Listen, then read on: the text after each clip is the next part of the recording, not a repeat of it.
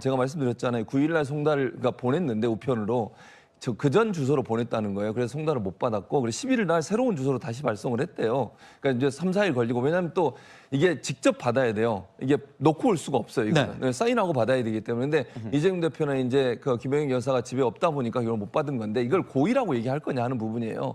지금 이재명 대표는 아시는 것처럼 국회에서 이제 계속 지금 있는 걸로 알려지고 있거든요. 그러니까 그런 상황에서 못 받을 수 있다고 보고, 밤에 들어가면 또 이제 우체 그 전달하신 분이 전달을 못 할 수도 있는 거니까.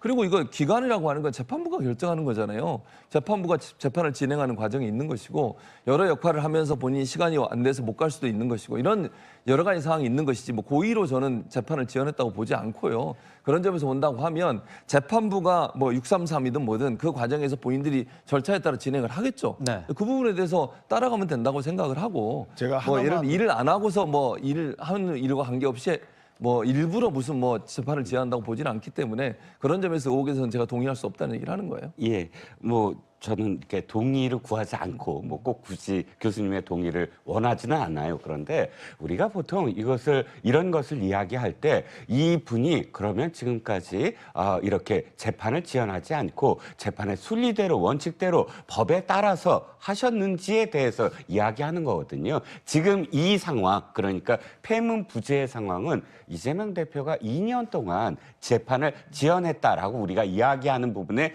포함돼 있어요. 그럼 그때도 그러면 지금 말씀하셨듯이 고의가 아니었느냐, 이미 그 자신이 어떤 재판 받는 과정에서 폐문부제를 몇 번을 써서 2개월이나 지연됐던 전례가 있으니까 이번엔 꼭 받으셔라라는 말씀을 드리는 거고, 또 민주당 의원들이 지금 법사위라는 상임위를 통해서 법사위원들이라는 건 피감 기관에 대해서 사실 압력을 집어넣으면 안 되는 거거든요. 그렇지 않습니까? 그러니까 사실 거기에 주로 이제 그 법조계 출신들이 많이 가는 것이고, 그런데 법사위원들이 하는 행동은 뭐냐? 하면 자신이 소속돼 있는 정당의 대표가 있는 사법의 과정을 영향을 주려고 하는 것들이 많아요. 말씀하셨듯이 저는 교수님의 어떤 의도를 너무 공감을 합니다. 절대 그건 영향을 주지 않고 원칙대로 하면 되거든요. 근데 원칙대로 그냥 놔두는 것이 아니라 법사위원들이 이거 지금 굉장히 검토할 게 많으니까 이게 3개월 내로 되겠습니까? 더 많이 해야 됩니다. 이렇게 이야기하는 건 바로 뭐 대표를 포함해서 이 민주당 의원들이 이걸 늘리려는구나라고 오해를 받을 수 있는 그런 반응이 많다는 겁니다. 오해를 하시는 거예요. 제 말은. 그러니까 예를 들면 국회의원들이 법사위에서 무슨 활동을 하고 의견을 제시하는 건 본인들의 의견 제시하는 거예요.